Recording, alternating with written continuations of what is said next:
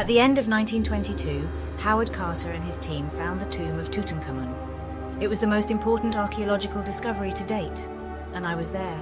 I wasn't the lowest-ranking member of this team, but I was close to it. However, my luck would change when I discovered that strange notebook. It was among a pile of old documents that I had been ordered to destroy. I thought it had ended up there by accident, although now I think that perhaps Carter knew what it was, and that's why he wanted to get rid of it. What seemed like a simple notebook was actually a codex. It spoke of cursed places, the lost tombs of nameless pharaohs, the An Ren, being so impious that they were erased from history to prevent their resurrection in the afterlife. Carter may have been afraid of those old prophecies, but not me. Thanks to the discovery of Tutankhamun, a period of growth began for archaeology. I wanted to take advantage of that and looked for sponsors for a new expedition. I used all my contacts for this. Miss Blackwood? Professor Hamuda, I'm glad to see you. That old sage taught me a lot about ancient Egypt, and I always respected him. But his words angered me. You have no idea what forces you're playing with. The Nameless Ones should never see the light of day, or humanity will be doomed. You must destroy that damn codex. I haven't come this far to be intimidated by these superstitions now. I'm sorry, Professor, but I'll continue with my plan, whether you like it or not. This codex is a great discovery for understanding the hidden history of ancient Egypt, as it reveals secrets never before disclosed. It contains very precise instructions for reaching. Despite all my efforts, I couldn't finance my expedition. There were too many superstitions, too many people who were afraid, as if a black aura surrounded everything related to the codex. To make matters worse, my last conference ended up in gunfire.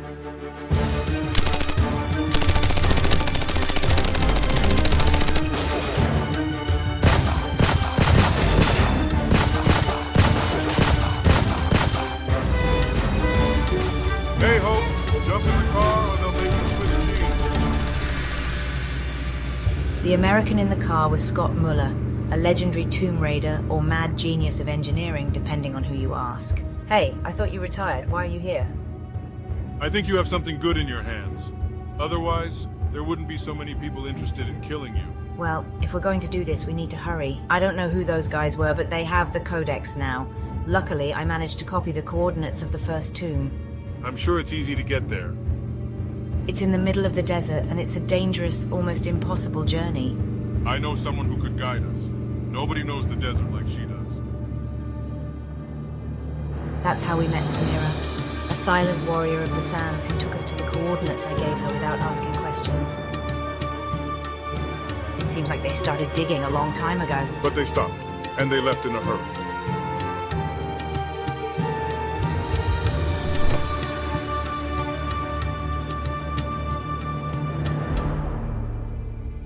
Hey, aren't you coming in? The deal was to bring you here and then back. I'm not going into a tomb.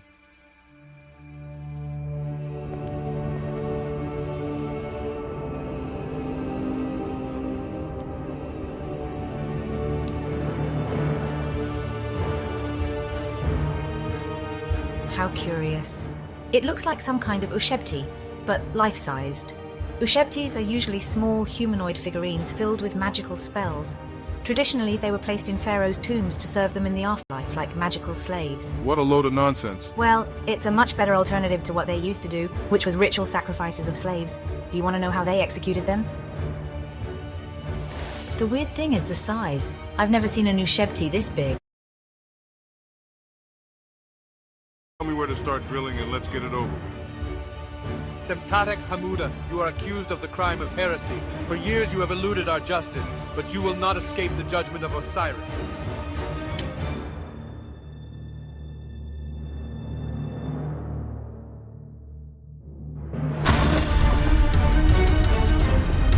I haven't touched it, I swear!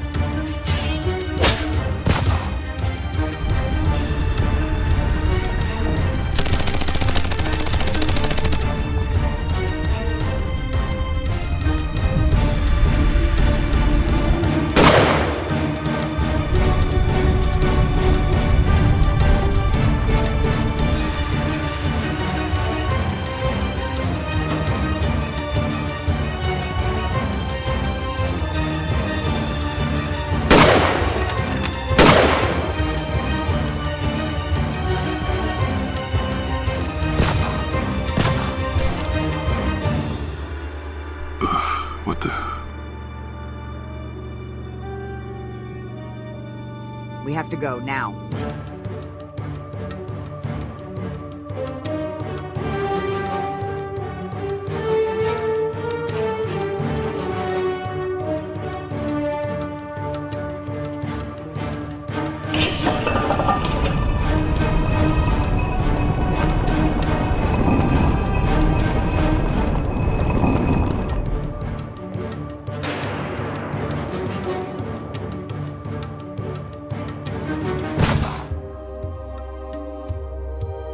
And how did you get here?